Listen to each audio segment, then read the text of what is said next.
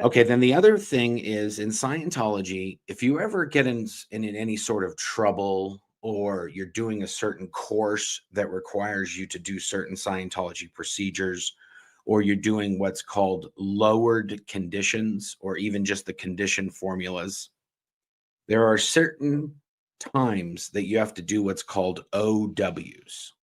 And that refers to overts and withholds.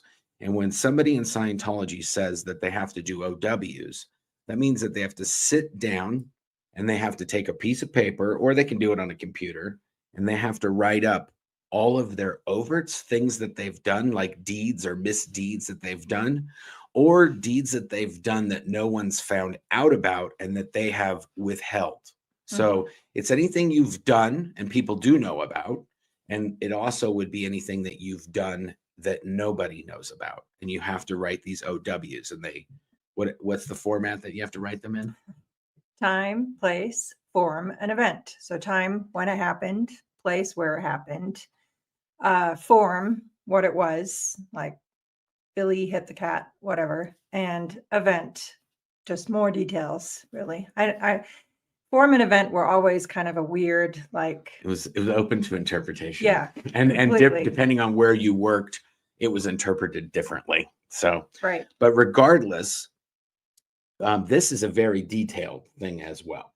Like you have to write, like, I crashed a car and in the parking lot and didn't tell anybody. And because my car wasn't damaged, I didn't report it or nothing. That would be an overt and a withhold. Right. Like you bring up, there's 2 points I want to make that you reminded me of. First of all, when writing up your overts and withholds, it 9 times out of 10 is pages and pages and pages. Like nobody ever wrote up their overts and withholds and it was just one overt written up, right? Yeah. And you number can't, 2, you can't just go and sit down and do one page of something. When you come back with OWs, it needs to be like between 10 and 15 pages minimum.